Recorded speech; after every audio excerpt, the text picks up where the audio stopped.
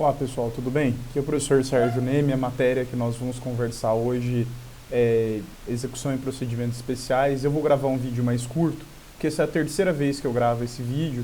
A primeira vez deu um problema no áudio, a segunda vez o vídeo passou 15 minutos e o YouTube não permitiu que eu subisse. Então eu vou fazer vídeos mais curtos mesmo. Se vocês tiverem dúvida, usem o grupo, né, para tirar essas dúvidas. Eu peço que me perguntem, não tem problema nenhum em perguntar, mas que façam isso no grupo para que essas dúvidas sejam retiradas aí de forma coletiva e não individual. E eu digo isso porque essa dúvida pode, inclusive, ser proveitosa para os demais. Não tem problema nenhum em tirar dúvida, pelo contrário, eu acho isso excelente. Eu só peço que façam no grupo para que todos tenham acesso a essa resposta. Às vezes eu acabo respondendo um ou outro aí separadamente e o grupo não tem acesso. Nosso tema de hoje é o primeiro rito de execução para entrega de coisa certa.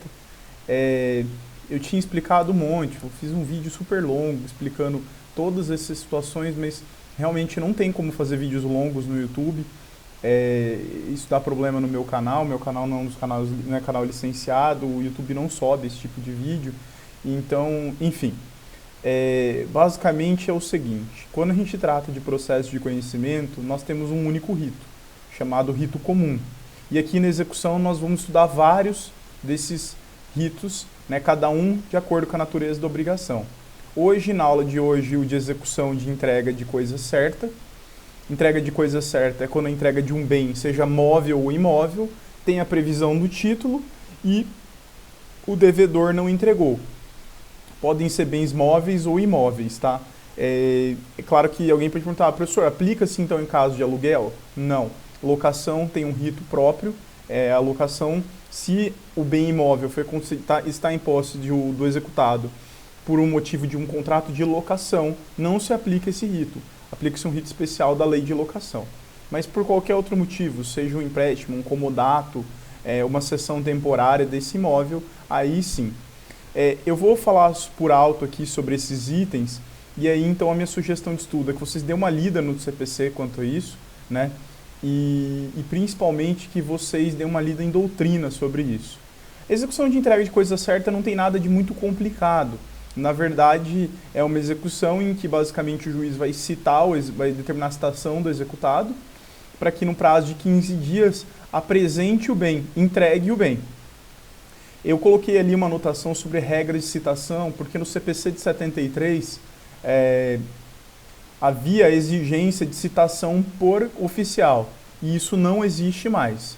Não é aqui, não convém eu ficar abrindo muito, mas aqui no CPC de 73 havia uma regra específica, exigindo na execução a citação por oficial de justiça. Agora não existe mais essa regra, então a citação na execução pode seguir qualquer um dos ritos de citação convencionais, carta oficial e edital. Né? Uma das previsões que tem no CPC também é a fixação de astreintes, ou seja, multa culminatória. Para que serve essas astreintes? Essas astreintes é uma multa que é fixada como forma de coagir o devedor a pagar. Né? Astreintes é multa culminatória. Essa multa ela não é para enriquecer o exequente. Ela, na verdade, é para coagir o executado a entregar o bem no prazo. O juiz pode fixar um valor e esse valor vai ser feito por dia, por mês, por hora, enfim. Em regra, essas multas são fixadas de forma diária. Também é comum que o valor dessa multa seja limitado. O valor dessa multa vai ficar para quem? Para o exequente. Essa multa é revertida em favor do exequente. Mas é importante lembrar que essa multa não tem a finalidade de enriquecer o exequente. Então não pode haver uma desproporcionalidade entre essa multa e o valor da execução. Há a possibilidade aí também do juiz emitir mandado de busca e apreensão e emissão na posse. Mandado de busca e apreensão, o oficial de justiça vai lá e pega o bem e entrega para o executado. Emissão na posse é quando são bens imóveis. Você basicamente tira o cara de lá e entrega a posse para o exequente. Né? Também tem aí em questão de quando esse bem é cedido a terceiro. Se esse bem estiver em posse de terceiro, como eu disse para vocês, é possível perseguir esse bem no patrimônio de terceiro. Isso não implicará em fraude de execução, né? Que é um ato atentatório à dignidade da justiça. E a pergunta é, e se o bem pereceu? Se o bem imóvel ou imóvel, no caso o imóvel não teria como, mas se o bem imóvel, né, eu fiz um contrato de comodato ou de locação de imóveis para uma pessoa e essa pessoa não me ressarciu os móveis, sumiu com eles, pereceu, quebrou, enfim. Nesse caso, aplica-se uma regra do direito civil. Toda vez que o bem imóvel, ou bem, na verdade, ele pereceu, há conversão disso em perdas e danos. Então, o que vai acontecer? Essa execução vai ser convertida numa execução para a quantia certa. Para isso, vai ter que haver uma liquidação, apuração desses haveres, quanto que valiam esses móveis. Isso se já não tiver previsão no título, porque esse bem imóvel pode estar previsto no título, o valor dele, né? Por exemplo, eu vou alocar freezers, né, para festa. E aí eu faço um contrato ali de locação, que quem está alocando, e eu coloco, olha, para fins de perecimento, cada um desses freezers custa R$5.000.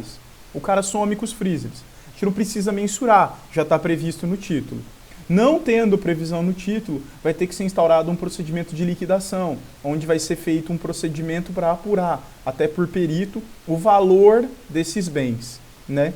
E aí, por fim, tem uma regra aí quanto a benfeitorias. Havendo benfeitorias no bem que sejam indenizáveis, as regras de indenização de benfeitoria é matéria de direito civil, né? E, infelizmente, por causa dessa limitação de tempo, no outro vídeo que eu tinha gravado, tinha explicado tudo, né, tudo isso, mas não vou refazer aqui, porque já está estourando o tempo que o YouTube tem me permitido subir vídeos. E por conta disso, então, havendo benfeitorias, tem que se apurar.